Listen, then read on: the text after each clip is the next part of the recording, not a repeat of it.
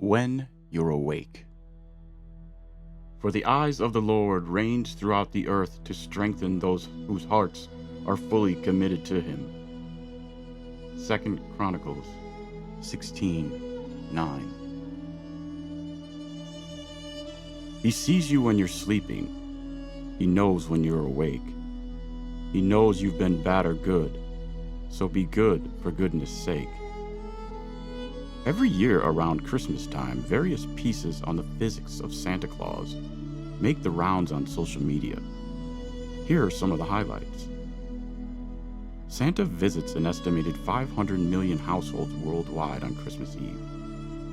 He has about 31 hours from the first sundown just west of the international date line to just before dawn a little east of there to make his deliveries. The average distance between households targeted by Santa is about 0.2 of a mile. He has to reach 10,000 households every 2.23 seconds. Even if Santa can make each delivery instantaneously, he still needs to travel at 6,400 miles per hour. What about Santa having to determine if children are good or bad? If he has to monitor 500 million children worldwide and can make a valid judgment with a check of only 30 seconds per child each year, a pretty tall order, he would have to watch 475 children simultaneously every second. God, of course, doesn't check in periodically on a subset of the world's children. His eyes range throughout the earth to watch everyone everywhere all the time. He knows much more than who did something good or bad at last check.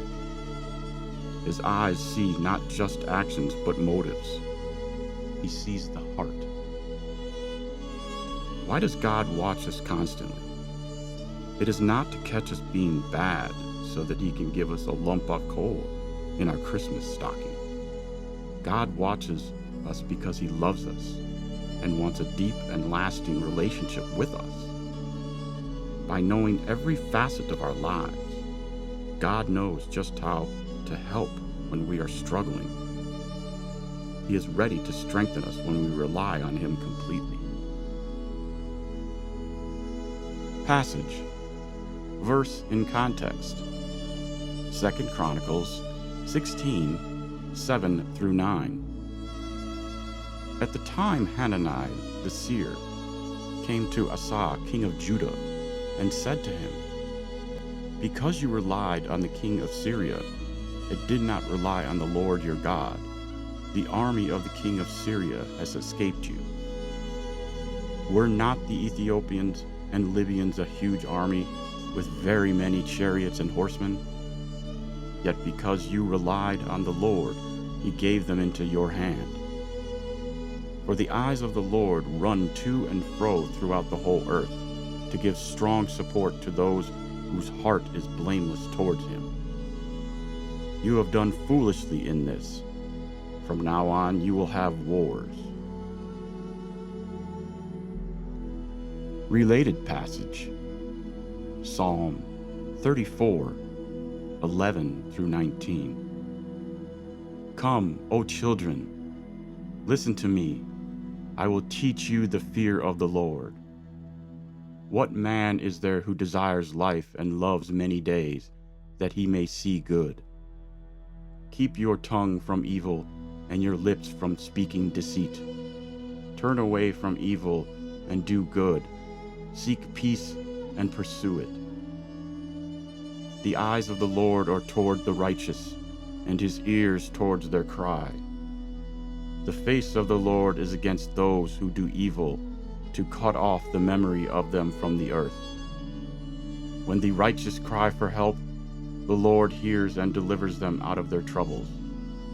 The Lord is near to the brokenhearted and saves the crushed in spirit. Many are the afflictions of the righteous, but the Lord delivers him out of them all. Questions for reflection and application. How often do you consider the fact that God is with you? and watching you at all times?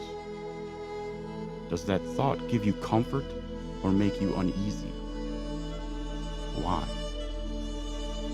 When you think about God watching you, what image or images come to mind? For example, loving Father or joyless taskmaster? Why do you have those images? What things does God see in you live your life that makes him proud of you? What things does God want to chat with you about? In closing, I pray, God, you watch me because you care for me. Keep your eyes on my steps and strengthen me. In Jesus' name I pray.